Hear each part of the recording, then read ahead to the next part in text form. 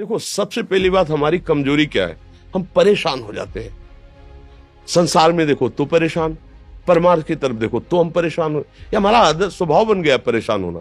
थोड़ा सा धैर्यवान बनो, गंभीर बनो। कोई भारी से भारी विपत्ति में परेशानी स्वीकार करके विपत्ति से थोड़ी निकला जाता। सुलझो, ठीक है, विपत्ति आई, समस्या आई, इसका समाधान होगा। ऐसा थोड़ी कि हमें नष्ट कर देगी। अगर अभी हमारी बड़ी हानि हो जाती है, हम कल इससे बड़ा लाभ प्राप्त कर सकते हैं। हमको एकदम बिल्कुल गंभीर रहना है, इतने कमजोर नहीं बन जाना। अब वो गए तो क्या होगा, अब वो वस्तु गई तो क्या, पद गया तो क्या होगा। प्रयास किया था, ये पद मिला था, इससे बड़ा पद प्राप्त करूंगा, मैं इससे बड़ा महान बनूंगा। ठीक है, एक बार गिर गया, गलती हो गई, दंड भोगूंगा, फिर इससे ज्यादा संयम में रहूंगा। बिल्कुल, मतलब एकदम फ्रेश दिमाग रखना चाहिए।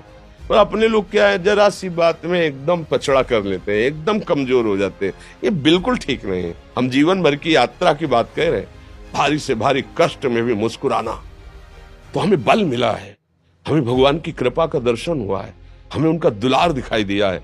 अगर ऐसे तो भाग जाते, फिर परमार्थ में थोड़ी चलना होता है।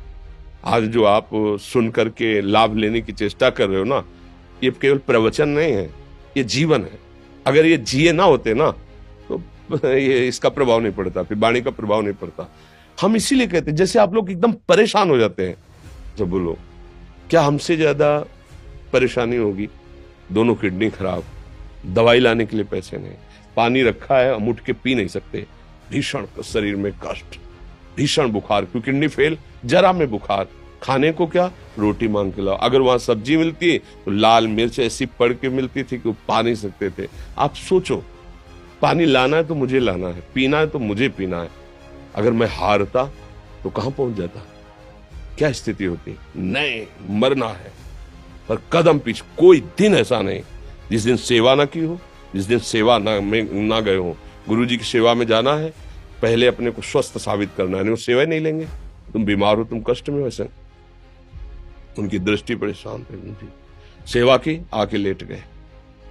फिर हिम्मत की, अपनी श्री जी की सेवा की, मधुकरी नहीं गए, 3-3, 4-4 दिन भोजन नहीं गए, पर सेवा नहीं छोड़ा, दिनचर्या नहीं छोड़ी। और उसका प्रधान कारण संयम, ब्रह्मचर्य, भगवत आश्रय, नाम जप, कभी हारने नहीं दिया। अभी भी थोड़ी देर बाद डायलिसिस शुरू हुआ, हारने, आपको हारे हुए नजर आ रहे हैं। शरीर में पीड़ा है, किडनी फेल है, ऐसा थोड़ा हम स्वस्थ बैठे हैं, पीड़ा है, बार बार प्यास लगती है, थोड़ा थोड़ा पानी मिलता है, लेकिन हम आनंदित हैं, हम प्रसन्न हैं, हम लड़ाई में हारे नहीं हैं, ना हारेंगे, हम जीत चुके हैं। हम अपने मालिक के भरोसे में अपना सब बात, तो वो ये हम अपनी बड़ाई नहीं बता रहे, हम आपको बता रहे समस्या। सोचो, तुम्हारे पास तो माँ है, भाई है, बहन है, परिवार है, कोई ना कोई तो है ना। मेरा किसी ने कभी जीवन में ध्यान भी नहीं दिया। क्यों? बचपन से बाबा जी बन गए, किसी से प्यार नहीं, किसी से संबंध नहीं, कोई जानकारी नहीं, हम कहाँ हैं, वो कहाँ है, किसी से कोई मतलब नहीं। अच्छा, जवान साधु कौन श्रद्धा करे? कभी गांव जाने की हिम्मत नहीं पड़ती कि रोटी मांग ले, पता नहीं लोग क्या सोचेंगे, क्या भावना कर ले। हम दरवाजे पे खड़े हैं, क्या कैसी भाव, जो हमारे सामने आकाश वृत्ति से आया यौवन अवस्था में, वही पाया, अन्यथा भूखे रह गए।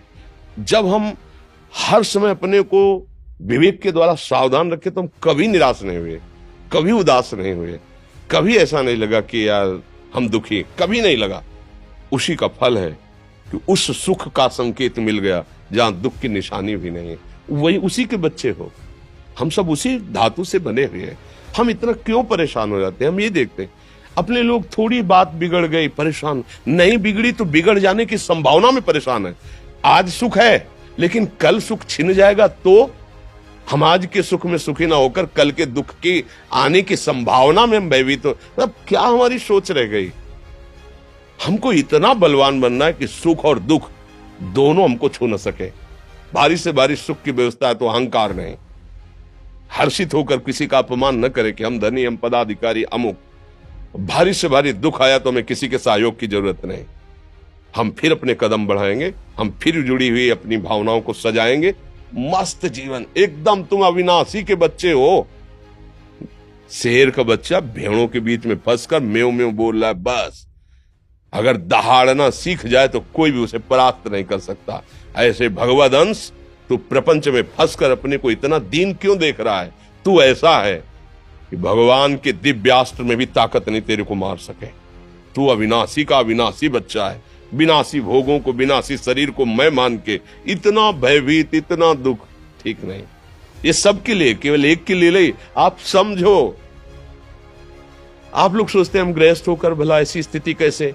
जनक जी सुखदेव जी के गुरु हैं और राजा हैं, महल है, रानियां हैं, नौकर है, चाकर। क्या सुखदेव जी जिनके शरीर में लंगोटी भी नहीं है, दिगंबर, परमहंस, परमहंस के गुरु हैं जनक जी जो राजा हैं। समझो आप ऐसा ना सोचे कि हम नौकरी कर रहे हैं, हम संसार में, हम गृहस्थ हैं, हम आध्यात्मिक की ऊंचाई पर नहीं चढ़ सकते। नहीं, आप एक सरकारी नौकरी या आप किसानी या व्यापार करते हुए आप एक अध्यात्म की ऊंचाई में चढ़ सकते हैं। और अध्यात्म ही है जो तुम्हें इस माया के दुख सुख से ऊपर उठा सकता है। दूसरा, चाहे जितनी संपत्ति आ जाए, आप सुखी नहीं हो सकते। सब देख लो, आंख खोल के देख लो, अध्यात्म ही है जो तुम्हें हर कष्ट सहकर मुस्कुराकर जीने का रास्ता बता देगा कि आप आनंदित हो जाओगे। कुछ नहीं बिगड़ा, अध्यात्म है तो कुछ नहीं बिगड़ा, अध्यात्म नहीं है तो कुछ नहीं बना, कुछ हाथ नहीं लगने वाला।